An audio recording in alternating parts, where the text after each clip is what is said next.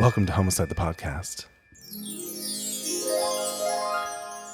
I am Kevin. And I'm Brandon. And we are the hosts of Homocide, the podcast. And this is episode 5. Yay.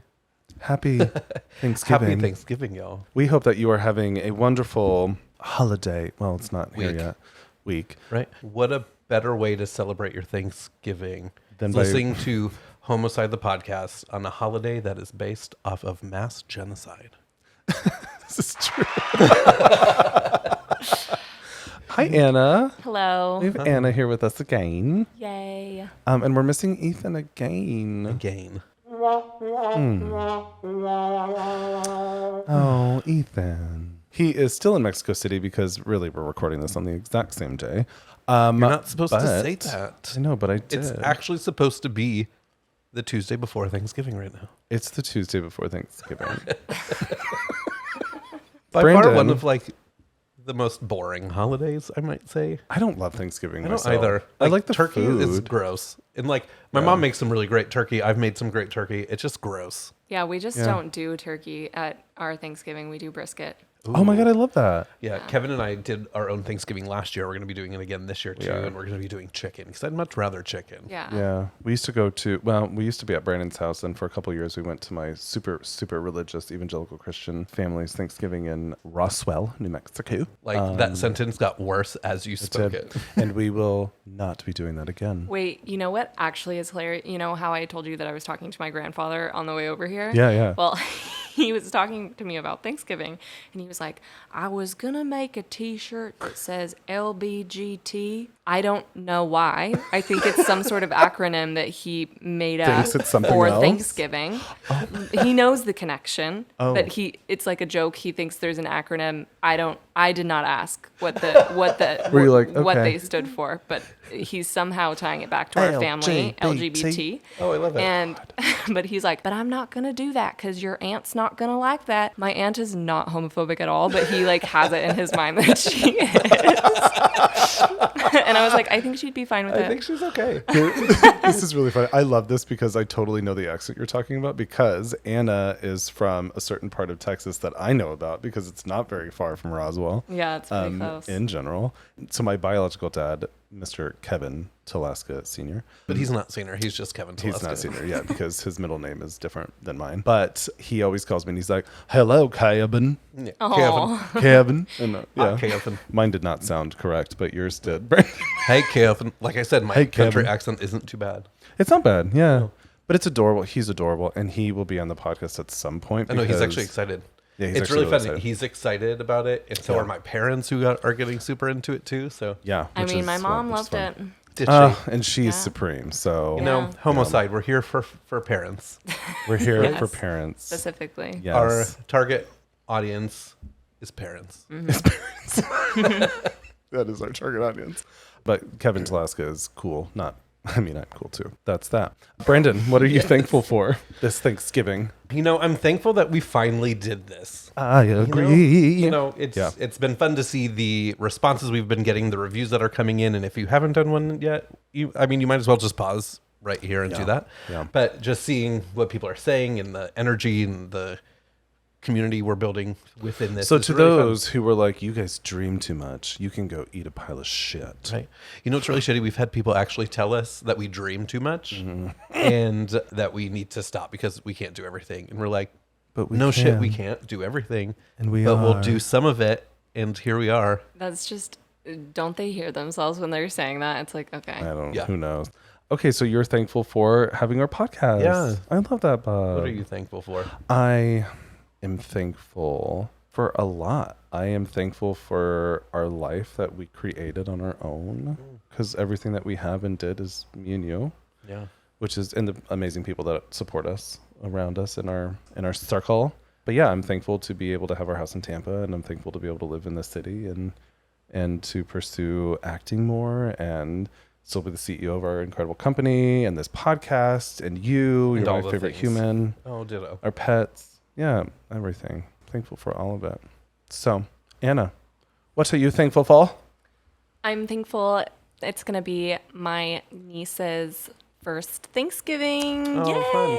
Oh, our nephew's going to have his first Thanksgiving too. Yes. Yay! I'm gonna call him Little yeah. B. Yeah, Little B's Thanksgiving is this, and what's little what? A. Cora. Cora. We're gonna say. Oh, her name? okay, cool. we're gonna say her name. Little C. Little C. Little C. Little C, Little B. I'm excited. Yeah, it'll be. Oh, it is. Yeah, it is his first Thanksgiving, but we're not there. But it's okay. We'll see him at Christmas. Yeah. What else are you thankful for? Yeah. I'm thankful to work with you guys, Well, duh. Open. for my friends and family, Yes. for all the cats and the dogs, every single one of Yes. them. Yeah, that's All the little kitties and the doggies. I know, I love them too. Yes, we're just so full of thankful things. So much so that this episode is titled "Thankful for Murder." Nope. We're not. We're not. But we are because it's our podcast. We're not thankful for it, but we're But we're gonna capitalize on we're going to do it anyways. Sorry. God, we are surrounded by our pets. I know. Martina Rita Fajita, Did you even see Kay in the camera? Hi. also known as Martina McBride, Martina McBriddle. And when she's bad, Marjorie Taylor Greene. Yep. That's, oh, that is a really big burn, insult. sick burn. So that's an insult. I would never want to be titled that. No. Yeah, But it's gross. only when she's really bad. Which one? Marty. Oh, yeah. Marty Farty. So, because sometimes I call her Marjorie You do. when she's bad. I'm Marjorie. like, Brandon. She's lifting her head up off the. I know. my She's leg like, to be don't call "Why me are you that. talking to me?" Ew. Should we get to it? I think it's your turn to go Is it first. time? Yes. So, for all of our listeners, grab your turkey and your cranberry sauce and your corn and your stuffing and your juice. Juice. And let's dive in. I don't know. What do people drink at Thanksgiving? Wine? A lot. Like, why juice? That was just a. I don't know. Do you not like juice? Are you against juice? No, it's just a weird Ugh, beverage. Take to your say it. juice and shove it in your mouth. Okay. It's typically what you do with juice. So. I sure will. True. All right. Well, episode 5. If you're still following us, thank you. If you're new, please go back to episode 1 and listen all the way through. Have a binge moment. But every episodes come out every Tuesday, which is exciting. And that's that. Who goes first today? You. It is me. It is you. 'Tis I. I'm ready. Tis. Thank you. Okay. My episode today is titled Paul, You're an Asshole.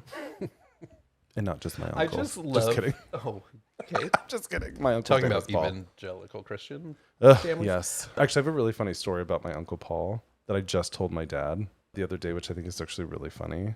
Do you want to tell it, Brandon? Because you were in the car. Go for it. Okay. It's your story. Maybe I shouldn't say it. Maybe not. Okay, my uncle was talking about my other uncle. No, I'm not going to say it. Nope, I'm going to say it. Okay, my uncle was talking about my other uncle in a bad way, and he goes, he's a cocksucker. And I went, well, so am I. And he died. He died. Laughing. And I He's was like, like, I didn't mean it like that. And I was like, what'd I do? But So, it's still a fact. yeah. And then we laughed about it, and then we moved on. Cool story, bro. I told my dad the other day, and he thought it was really funny. He was like, you're so witty. I'm like, yeah, I got it from you, even though I didn't really grow up with you, but I got it from you, sir. So, okay, Paul, you're an asshole. Here we go. I just love that you title all of these. I know, I do. Because I'm like literally going through them, and I'm like, oh, he's such an asshole. So I'm like, ooh. Okay, so this one's kind of fun. Well, wait. Okay, it's not fun.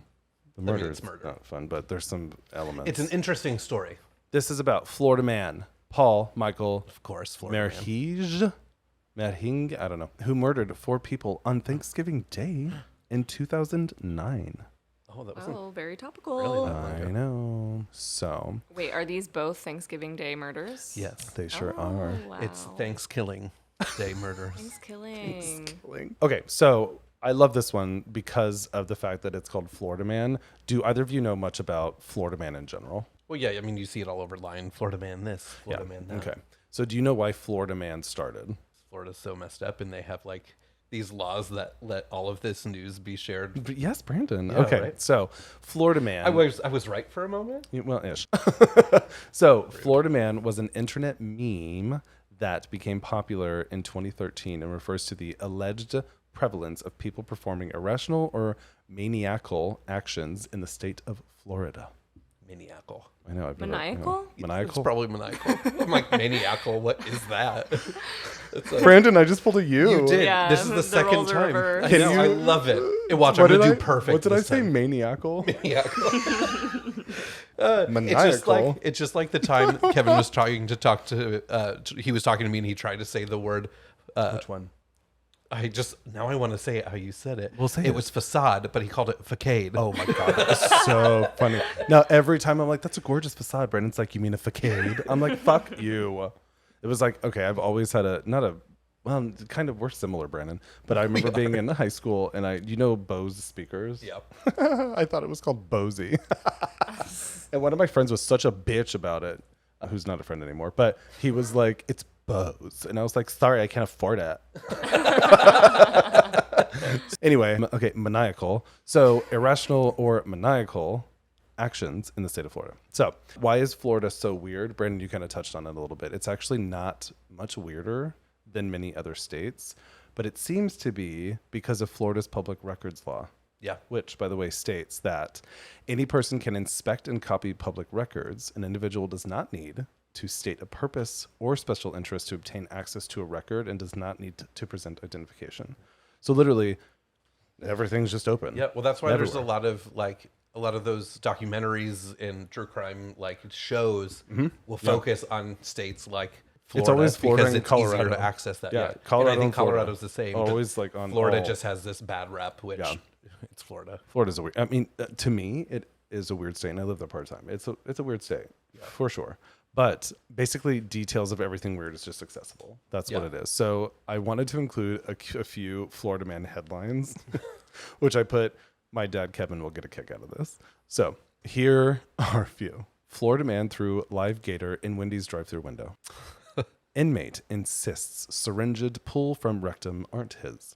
Oh. Drunken Florida Who man. else's aren't they? Thank you. Drunken Florida man on Segway charged with DUI. Florida man tries to evade arrest by cartwheeling away from cops. That's the gayest thing I've ever heard. I know. Oh, fuck. I thought it was funny. Florida couple trapped in unlocked closet for 2 days. Sounds about right. They must have been from Plant City. Okay. Florida man posing as an officer pulls over an off-duty sheriff's deputy. Oh. Could you imagine? Florida man found with drugs after getting trapped in porta potty. Oh my gosh. Florida man drives a stolen truck to Space Force base to warn of battle between aliens and dragons. Florida man suspected of using private plane to draw giant radar penis. Oh. Which I love. A Florida man slaps woman with slice of pizza during argument. Well, maybe she deserved it. This makes me think of the TikTok trend, The right? tortilla With like slap. the tortilla slap, which literally I think we need to do. Yeah, you 'cause said it's that fun. the other day. I'm like, It was like a year ago, so we're a little behind the Oh curve. my gosh, but... we can do a little edit. Have the little slaps pizza and then do the little tortilla. Okay, love this a lot. Okay, Florida man uses stapler in attempt to rob Publix. Stapler. I mean, Could you imagine like a little stapler gun or whatever? He's like pew pew pew pew, and it's like pew. Fucking idiot. If you don't know Publix is like the biggest fucking, I almost said restaurant, the biggest Grocery grocery chain in Florida. they got some good pub subs, I which you don't really love. But don't. do. Well, listen, I grew up in Colorado where Albertsons, King Supers, Safeway were all the grocery stores. And so, I don't know. It's just not your Publix thing. isn't my favorite. Yeah. But people in Florida love their Publix. The murders. So, on the day of Thanksgiving in 2009, Paul went to his cousin-in-law's house in Jupiter, Florida, which Jupiter, Florida is like on the east and a little bit. It's Yeah, like it's above like West South Palm, Florida. but It's significantly still above South West Florida Palm. area. Yeah. So he went there with 17 other of his family members to celebrate Thanksgiving. Picture your own Thanksgiving with family members. It's like full of fun, and most of the time you're not fighting. You're like I mean, I don't laughing, know and I don't know if it's fun for everyone. but no, it's not. But like if you think of like Thanksgiving traditional Thanksgiving. in films, you're like, oh, I wish I had that life or family. That is like what their Thanksgiving was. So they're like singing songs as a group, and they're like laughing and talking and just having a great time. So everyone ends up eating dinner, and Paul was notably just doing what everybody else is doing. He's like laughing and talking and even singing with everybody else while they're doing these group sing-alongs, which I want to do that. But Do people actually do that? Group sing-alongs? actually, yes, my ex, when I went to the one Christmas I went to, they all gathered around the piano and they were all fucking singing. And I was Why like, this is does cool. that feel very creepy? I That think it's- feels very creepy. I actually to think me. it's super fun. It feels just like, I don't know. It feels cheesy. Well, you didn't and grow gross. up with a No. family that did that. That's No, what I seems mean, weird. we didn't. I mean, it's just weird to me. I don't know. Is it weird to you, Anna? I feel like a karaoke is one thing. Karaoke Okay. is better, But not like let's get around the yeah, piano. everyone like standing around the piano. It just feels very like And like what white people. in like what Thanksgiving Like, songs are like, there? like posh. You know? I guess, well, okay, so my ex was from Loveland, Colorado, and his family lived like in the foothills, and so they were bougie in this beautiful house.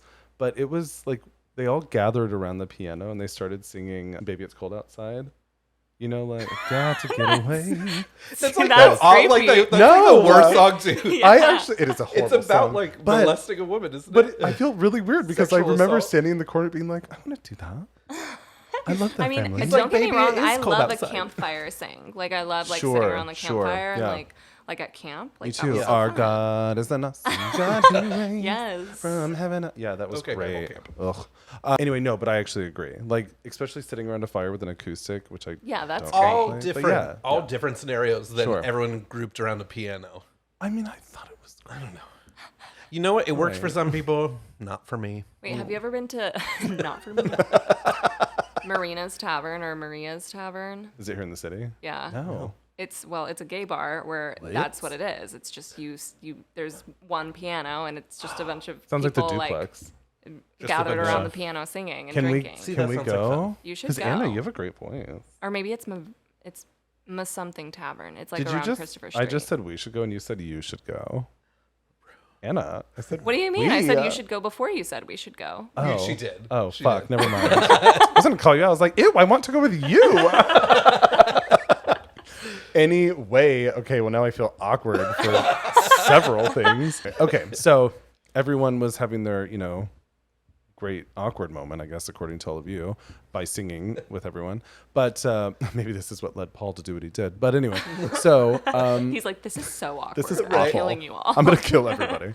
So anyway, after dinner, after they all kind of had a great time, Paul ended up leaving the house just like instantly. And he was gone for a little bit and then he returns to the house. Well, what's interesting is that upon his return, he returned with a gun in his hand and just started shooting. Oh, So, like I just out of nowhere? so he walks in and goes right for his two twin sisters, Carla and Lisa. And Lisa was actually pregnant at the time. Oh my gosh. So he goes over and immediately just point blank kills them, just shoots them both. He also shot his brother-in-law, Patrick Knight, who ended up needing to be placed into a medically induced coma for 3 months after the attack. gosh. So I think he shot him in the stomach.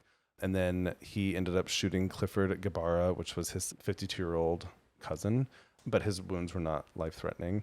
So then he continued on his little rampage, ended up shooting his aunt, Ramon DeJoseph, who was like 79, I think, or 76 at the time, in her shoulder.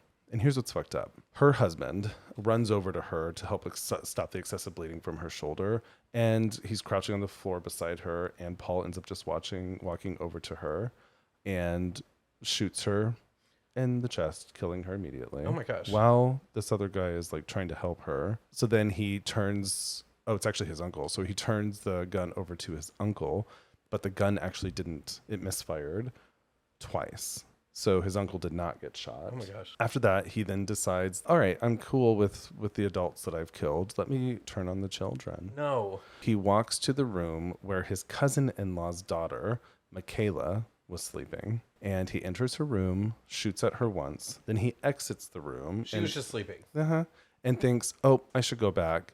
So he goes back to shoot her a second and third time to make sure she was dead. She was shot in the back, her hip, and in her head.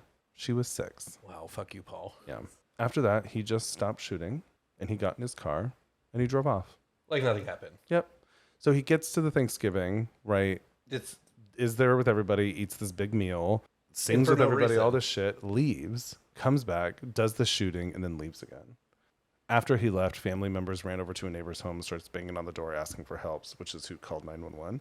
So 911's called, and the manhunt for him literally immediately started right then. During the attack on the family, and there were 17 people there. So some family members were called hearing him basically saying, I've waited 20 years to do this. I've waited 20 years to do my this. gosh. What's interesting is... So there's obviously some harbored emotions. Yeah, so this was Jen Sitton's house, which I believe is his sister's husband. Maybe his cousin's. No, it was his cousin's house. His cousin says, I actually didn't invite him to my house for Thanksgiving. I actually don't know who told him, but basically Paul's dad called to say, hey, he's on his way, needs directions. And so Jim was like, well, he's family, so okay, yeah.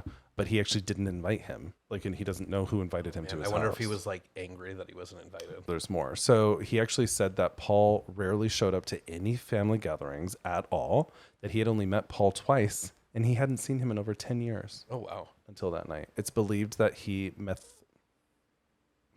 methodically, I almost said methodologically, or whatever, methodically picked off his victims, beginning with his twin sisters. Prosecutors issued an arrest warrant for 4 counts of first-degree murder and 2 counts of attempted first-degree murder against him. And then a $10,000 reward was offered for information leading to his arrest. He was also featured on America's Most Wanted. So, January 2nd, 2010, he was actually caught at a Florida Keys motel. January 2nd, so this is like a little bit away. Month, yeah. No, less than a month. No, it was... Oh, no, for some reason November I was thinking it was 26th, Christmas. No, so, yeah, it was January over a 2nd. month. Yeah. He was caught at a Florida Keys motel after an employee recognized him from the episode of America's Most Wanted. God, it's so crazy how many cases got solved because of that show. I know. Which, interestingly enough, I think that the host of that show started it because his son was murdered, right? Mm-hmm. Yeah. He actually tried to disguise himself by shaving his hair. So he had a bald head. He grew out his beard, and then he switched the license plates off of his car, and then where he was, covered his car up with like a cover to hide his vehicle, which I thought was really interesting. So this motherfucker was... When he was arrested, he immediately accepted a plea deal to spare him from the death penalty in Florida, because that is still... But why would they give him a plea deal? I don't know. Because if they already know that he did it, there's all of these accounts of him doing it. Because I think that they will often offer a plea deal to avoid trial in general. Oh, yeah. Instead of bringing it to the court. Because there was other articles that were like the family was not happy with him being offered a plea deal and wanted him to go through trial because they wanted him to get the death penalty. I mean, Yeah, which makes sense. It sounds like so he should. He pled guilty to the murder and attempted murder charges in exchange for 7 life sentences, but he also agreed to waive any opportunities to appeal. So he's like, just going to be in prison the rest of his life. Yeah. The prosecutors claimed that it was premeditated murder because he actually purchased 4 guns and withdrew $12,000 in preparation for the killings. Well, I mean, and he said how he's been waiting for so long. So that's obviously he was thinking about it for a very long time. Yeah. So what's interesting too is that medical records were actually released by prosecutors after he accepted his life in prison to avoid the death penalty for the massacre. And its records actually showed that he told a therapist in 1998 that he felt that his family was obligated to take care of him and thought he deserved to move back in with his parents because he believed that his family needed to suffer with him. Because he had some mental illness shit, yeah. So then April of 1999... Yeah. April 1999, he tried to kill himself with a gunshot to the chest that grazed one of his lungs. So he actually shot himself, and lived. And then in 2000, he sought protection from police after he accused one of his sisters for trying to kill him, but then dropped the request for the restraining order. And then he once again attempted suicide in 2005 by swallowing all of his pills that he had that were left in his medicine cabinet. Unsuccessful. 2006, Carla, his sister, requested a restraining order against her brother after he lunged at her and threatened to slit her throat. But she canceled her request a few weeks later, too. Why? I don't know. So it's interesting, too, in family therapy sessions, I guess, the twin sisters said that they previously... I have a long hair. That is not the right word. But... Sorry, you have a long what? I have the word along, which is not the right word. Oh, I thought you said you had a long hair. I'm like, what does that even mean? I have a long hair here. No, that they basically said that they were afraid of their brother after his first severe bout of depression when he was 19. Basically, his twin sisters said that they got along with him. That's what it was supposed to say, with their brother before his first severe bout of depression when he was 19. But then after that, the relationship actually deteriorated. So he really wasn't supposed to be at this family event for Thanksgiving, but they I'm sure the fact that he in. wasn't invited probably set him off too, and then getting an invite secondhand. Yeah, and it's sad too. So the victims were Lisa Knight, which was one of his twin sisters, not his twin, but he had a set of twin sisters. Yeah. Lisa Knight, she was 33. Carla, with the same last name as him, 33. And then his aunt was 76, and then Michaela was 6, which was like his... That's awful. cousin's daughter. So it's really interesting too. The story, it's not that intense, but it's the concept of, Just you're being at with Thanksgiving family, dinner. singing around Yeah, the piano. and we then all of a sudden have being like shot. family members that you're like, "Ugh, my goodness," right? Where you're like, I do not want them to come. And then they come and it's maybe a little bit awkward or whatever. But what's interesting too is that they were like, all right, well, he wasn't invited. Like, we don't know him that well. His sister's like, ugh. But they let him join because he was family. And then he ended up just fucking walking back and just killing them all. God. Which is horrible. And It's like insane. saying I've waited 20 years to do this, and it was clearly premeditated, and then him like escaping, right, and changing his identity and doing all that shit was just like, wow. Yeah, he planned it. It was totally planned. Yeah, he planned it. But this is also why America's Most Wanted, I don't know if it's still on now. I hope so. But it was really powerful. It brought a lot of people. Oh, yeah. And here's the thing too. They showed him no, that it's not on person. anymore. It's not. But the employee recognized him from that episode and got him. So that was solved quite, I mean, like a month? Pretty quick. Yeah. But it's just scary that, and here's the thing about mental illness in general. Access to guns is not great. And I know that people, whatever side of the debate that you're on, mental illness is a major thing. And I think that when they took away mental health facilities and asylums and all that kind of stuff, it was really stupid to do, because I think that has really caused a lot of rough stuff. At that point, those facilities were doing more damage at the time. Oh my God, they were testing and all this kind of shit. It was pretty bad. But I do think that we need to focus. There needs to be a more focus that. on mental health in the And this was just United States. 2009. Like, Yeah. I was in Florida at that time at my Disney College so was program I. internship. Yeah. And I actually don't really remember. I was not into the news then. I was into like boys and Disney, but I don't remember it happening, which is interesting. But you don't know. Yeah. You just don't know. So You never know what crazy uncle's going to kill you. That's true. But it was interesting too, because the cousin whose house he went to, his sister's, so his brother-in-law, his sister's husband lost his wife and daughter, I think. No, his wife. I don't remember who it is. Anyway, they ended up meeting somebody and remarrying and having another child and all this kind of stuff. But and they interviewed him years later and just being like, his whole life, just shifted and was ruined, and it's horrible. Something that is supposed to be a fun little family gathering and thankful event turned sinister quite quickly. Awful. I know. So that is the story of Paul, who's an asshole. Yeah, fuck you, Paul. Yeah. So that's mine. That's it for your Thanksgiving listening. So Brandon, you're up. Oh, I'm going to dive right in. You dive right in that. So I wrote this one like I did the Candyman. So I'm going to dive into the middle of the story. Love it. On December 1st, 1991, a man named Jose Escoval was at home sleeping when he was suddenly awakened by a knock on his front door. Being that it was the early hours of the morning, he ignored the banging. However, he took note of the red Corvette sitting in front of his house. Oh, Right? Like red nice car. Corvette. Okay. By 1 p.m. that day, the knocking started again. Looking at the door, he sees the same red Corvette sitting in the front of the home. This time, since it was mid-afternoon, he answered the door to see a familiar face.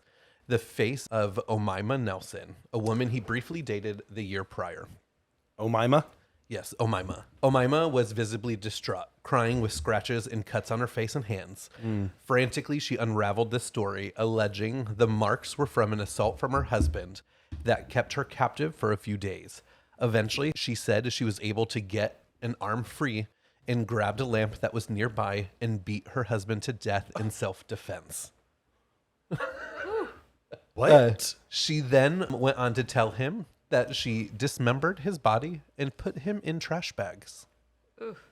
So, looking for help, she asked Jose for his truck and a hand in disposing of the body. In exchange, she offered Jose $75,000 two motorcycles, and he agreed. Whose motorcycles were those? So, my next story is the murder of William Bill Nelson. William. So let's jump back a bit. So who was Omaima? Omaima has a very interesting backstory. So Omaima was born in 1968 in Egypt. It was reported that her early years were not the best. Growing up close to the south of the border of the country, Her family came from really minimal means, and it is alleged that her father was very abusive, physically and sexually, to her, her siblings, and her mother. As a young child, this is going to get a little bit rough just because this is just awful, but as a young child, she was forced to go through female genitalia mutilation, also known as a female circumcision. No. Yeah, which is for those who don't know, it's a procedure that involves partially or total removal of the external genitalia of a woman for non-medical related reasons. It's the clitoris, right? Yeah, so they remove the part of the female anatomy that has all the sensations. Sure, that's also like a cultural thing too It in is. some countries, So, right? Yeah, so the practice of female circumcision, I thought it was good to put some information in here. Yeah. Is thought to have originated in the Pharaonic Egypt and is now like a culturally become a religious practice. And you know, for you said pharaonic, right? Yeah. That was during the era of the pharaohs. Yes. Correct. Yeah. Yeah. Okay. Many feel that it's a way to suppress a woman's desires and sexuality to ensure her chastity. In Egypt, it's very common for women in rural areas or less wealthy households between the ages of 15 and 49 to be circumcised. And nearly 9 out of 10 have gone through the procedure, according to UNICEF. In their research, they state that nearly half of the population believes the practice should still be continued. However, there's evidence that it's becoming less common. So let's say, what's the percentage of that thinks it still needs to be? Nearly half. Which is probably all men.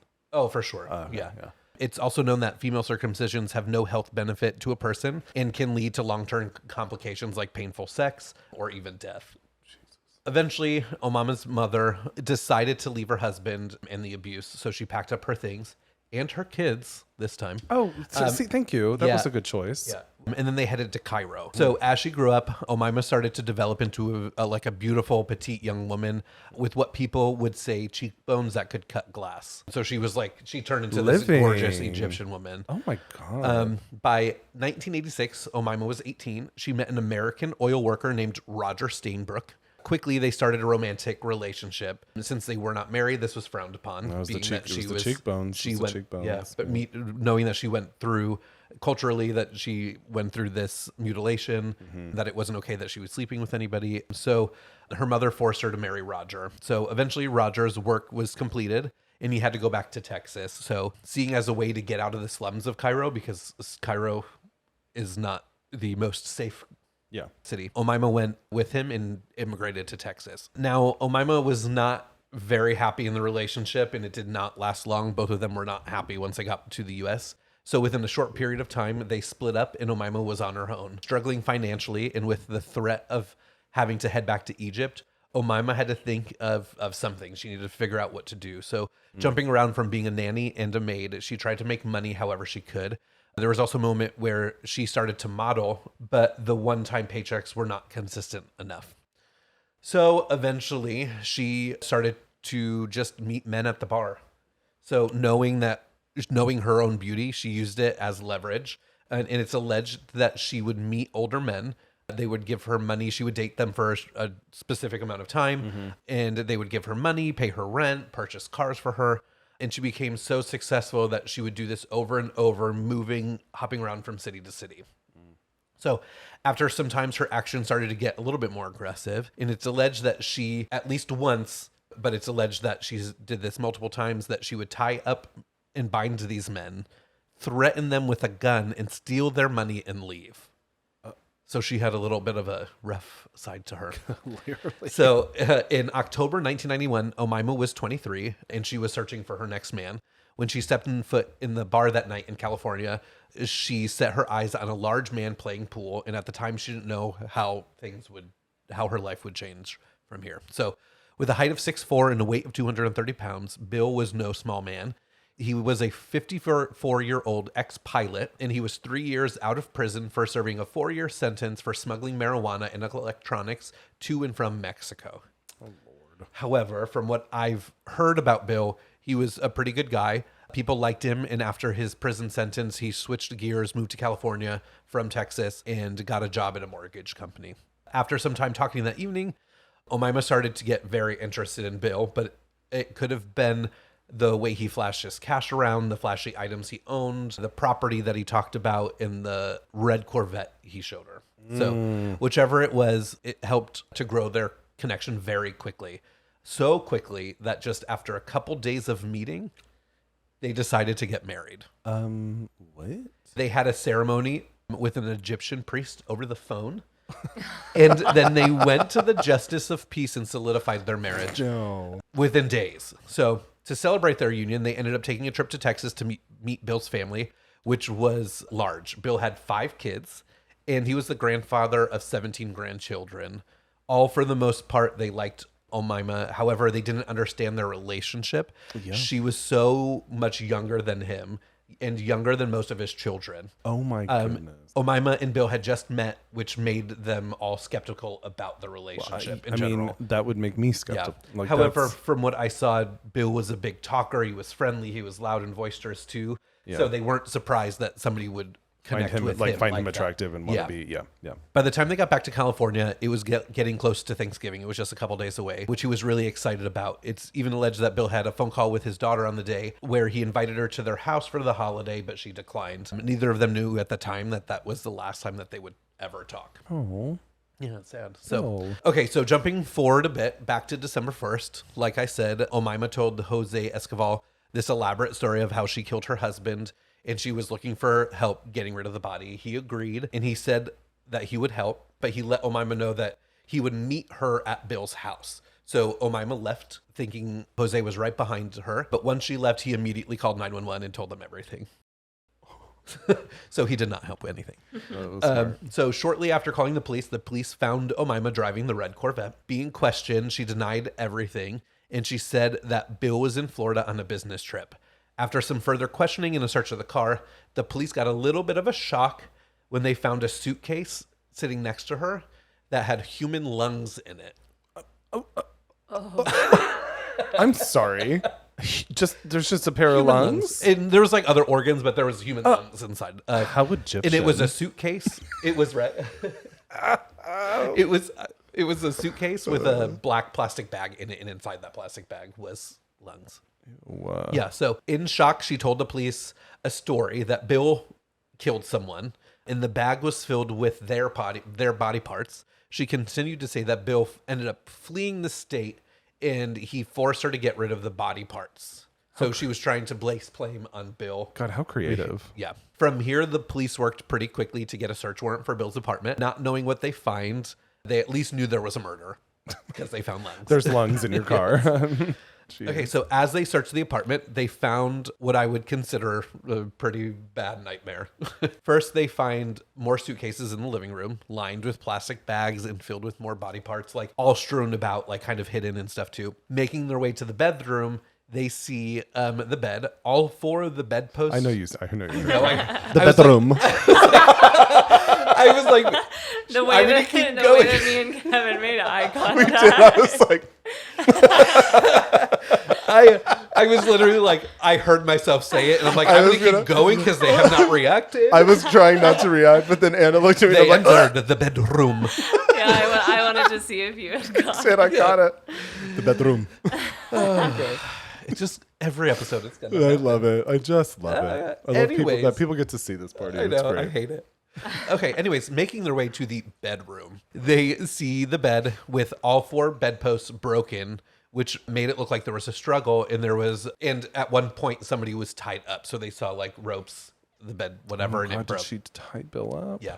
So with further investigation, they see that the mattress was soaked in blood. They see a broken lamp and a clothes iron, all covered with blood and human tissue.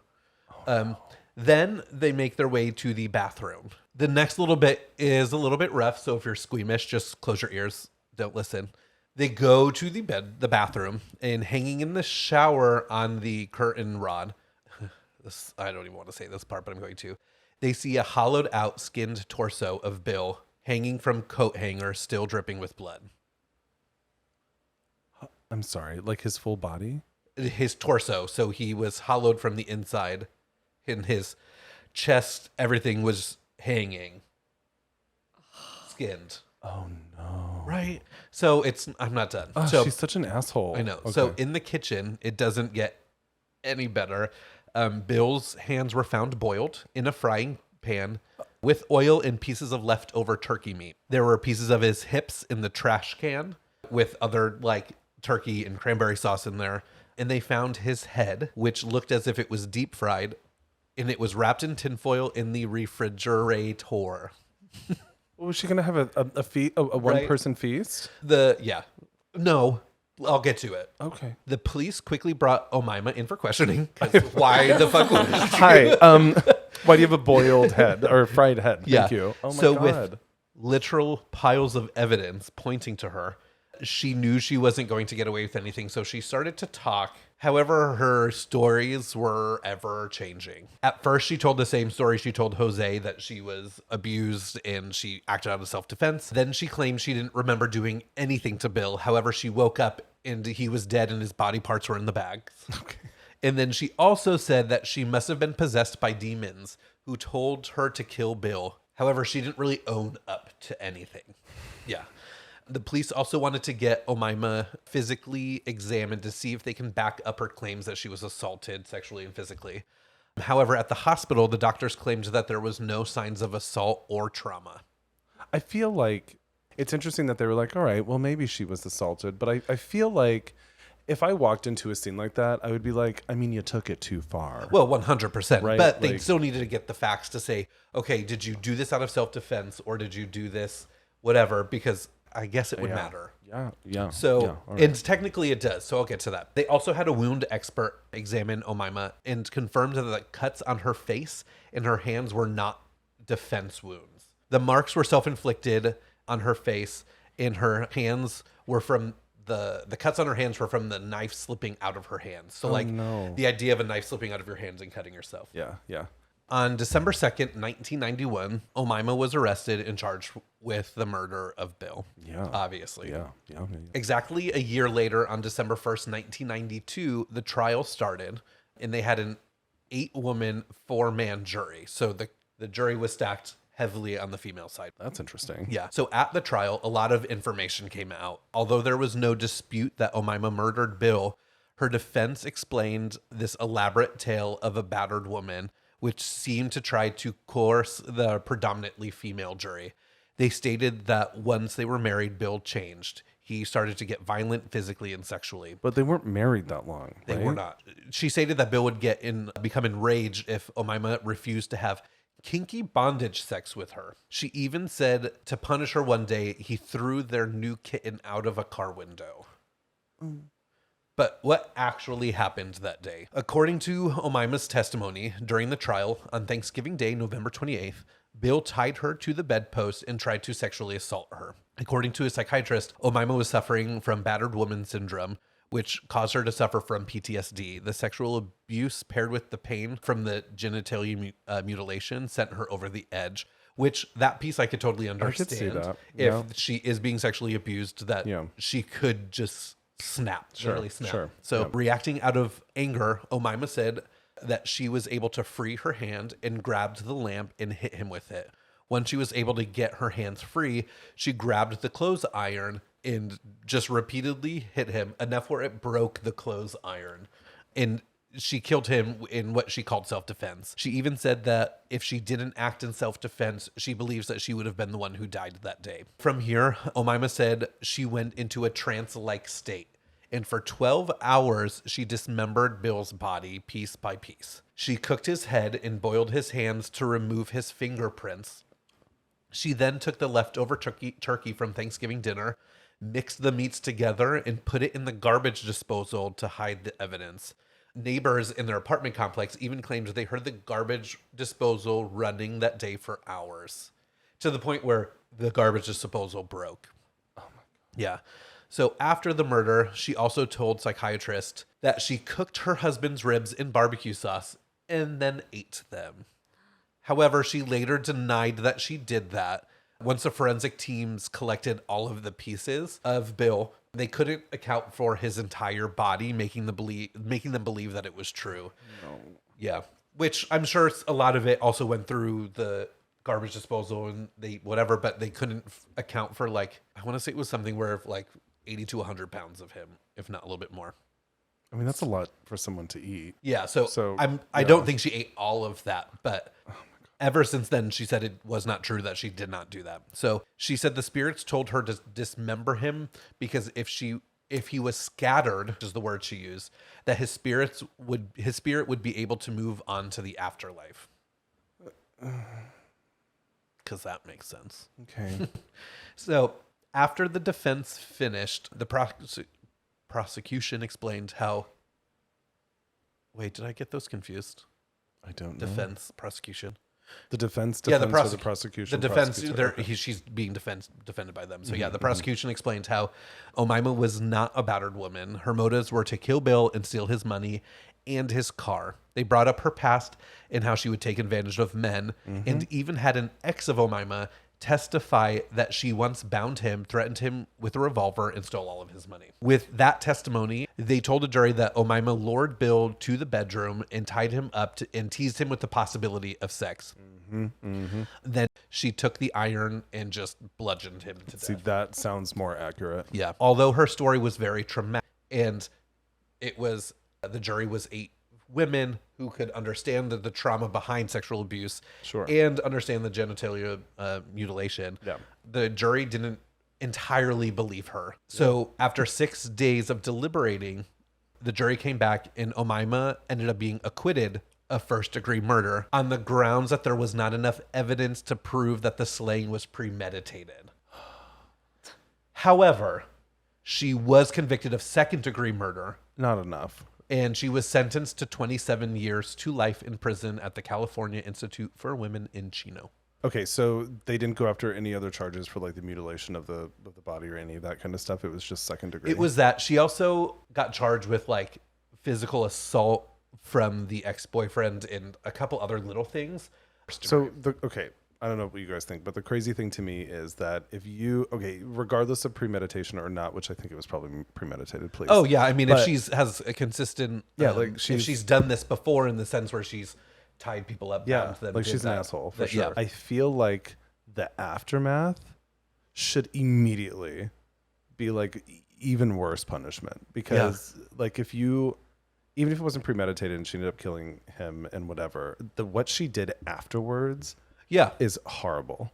Like, okay. Anyway. Yeah. Like, I understand. And I saw a couple notes when I was looking at my research, and people were like, if you act in self-defense and you kill somebody, most people's immediate response is, I need to call the police. Sure. I need to do something about this. Yeah. Not let me just sit here and dismember him for 12 hours. That's there. Hide his body parts in different places and try to get rid of it, and then try to hire somebody to dispose the body. That's like, it's not premeditated, but that's post-meditated.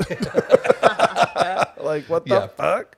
So in 2006, Omaima became eligible for parole. However, it was denied because the commissioners found her unpredictable and still thought she was a threat to public. I would agree. Yeah. She then Good choice. she then became eligible again in 2011, but again it was denied because she hasn't really owned up to the murder. However, while Omaima was in prison, she started to write men. Because of course she did. Yeah. Eventually she met a 70-year-old disabled man and they fell in love and got married. Oh. I even saw a note somewhere where they had like 3-day, what is it when they allowed inmates to have sex? Conjugal visits. What? Like where they, I didn't know they they did allow that. conjugal. Well, it's not necessarily for sex, but they're allowed to have these Like there visits, you can touch. these visits where you get to be alone, I believe, with somebody for an extended period of time. I didn't even know they did that. Conjugal visits, yeah. But basically, I just said they have sex. I assume they had sex. But after some time, the man ended up dying and left all of his money to Omaima. She will be eligible for parole again in 2026 when she's 58. And if she gets out, she'll be pretty great. She's she actually has pretty young. some money to... I do not understand this with older men in general. Someone's past and a young woman coming to them and showing them attention that they can't rationalize the past or rationalize the intention of probably the person coming after, like coming into the picture. I don't. Yeah.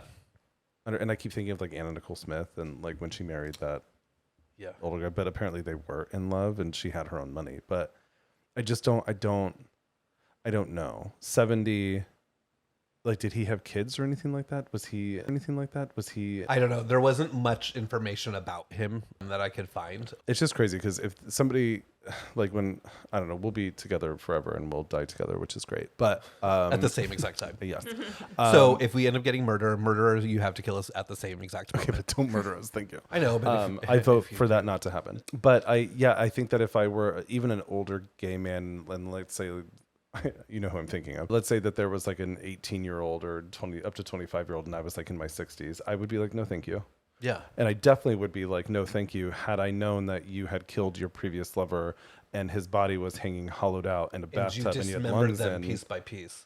and ate his reps with barbecue Well, sauce. it's kind of like an obsession that men have with young women. Oh, yeah. It's But just like why? that because that is the standard for Yeah. women to just stay babies. Yep. It's disgusting. weird. Yeah, to it's me. really perverted. I'm assuming that that's probably maybe I'm wrong. I don't know if that's a big thing in the older gay community. I don't know. Oh, I mean, there's the whole twinks and Yeah, we have all that, but All I of just don't. I don't know. I guess we've been married for so long that I just don't even think about any of that. yeah, we're a little jaded at this point. Yeah, great. I'm into it. But yeah, that's just so Fucked up. interesting. Holy shit, that So one was that's rough. That's the story of Omaima Nelson. Well, I'm which glad that hopefully in 2026 she doesn't get out of it's prison. 2028. Oh no, it was Here's 2026. our yeah. story, and then comes and Yeah, so basically the parole committee, I don't know what they do, Yeah. but please keep her there. Thank you. Yeah, wow. I'm so glad that you had the intense one this time and I did not. Mine was just like short, sweet, cute. Oh, but it was great. Yeah, because my last episode was rough and I was was a little jaded, I think, after that. Like, oh, I need a moment to not. I know. Well, that was But, great, Bren. Thanks for some- sharing that fucked up story. Right. Yeah. Happy Thanksgiving, guys. Happy Thanksgiving. Brandon, what's our next episode on? Do we know? Yes. Let me pull up my notes because I don't remember what we said it was going to be. So, Our episode next- 6. Episode 6 will be Doctors Who Kill, Doctors Who Kill. Which is really interesting. which I think actually. we could probably do like a 8-part series on that because there's a Probably lot. could. Well, we'll recycle these because we can't just do 2 murders for one no. category. No, but we'll definitely make the come name back, fabulous the next time. Even more Duh. fabulous. Yeah. Well, you know, I have a name for every episode at this point. So, Every episode, every murderer. well, Paul, mine today was an asshole. What was Omaima? So I actually have a note on here, but I have it model, nanny, murderer. She was a nanny? Yeah, but she was only a model and nanny for like a short period of time. So I was like, I'm not going to even say that. She should not be allowed around children or men, really. Well, I mean, Or she wasn't anyone. killing. She wasn't hurting or doing anything to kids. It was just, Well, because they can't get her money. no. Yeah. I mean, I guess they could have, but. Yeah. Wow. Anna, thoughts? I'm scared. The image of the torso is really sticking in my brain. Yeah. I Right. hate it. I Thank know. you. I You're hate it welcome. too. Well, on that note, Thanks if so you love our podcasts, please go rate and review us, specifically on Spotify and Apple. Thank you. And don't forget to subscribe. Sub. You want to try that again? Don't forget to subscribe Nice to job. our YouTube, our TikTok, our Facebook, All of the things. our Instagram. All of the things, and we do want to do. We want your reviews. So at some point, we'll run like a little review contest and get you some swag. Right, Anna? Is that what we're doing? That was Yes. approval. Yeah. Yeah. Maybe we'll plan it out and we'll announce it next episode. Yeah, we're gonna do some fun shit. But we've had some more people purchase swag, so thank you. Yay. For now, tell all of your friends to listen. Please. Word of mouth is our God. That's how we grow. That's our Jesus, which we say Jesus. Let's do that. Thank you. Yes. We will talk to you soon. Well, we'll talk at you soon. Bye. Talk at you.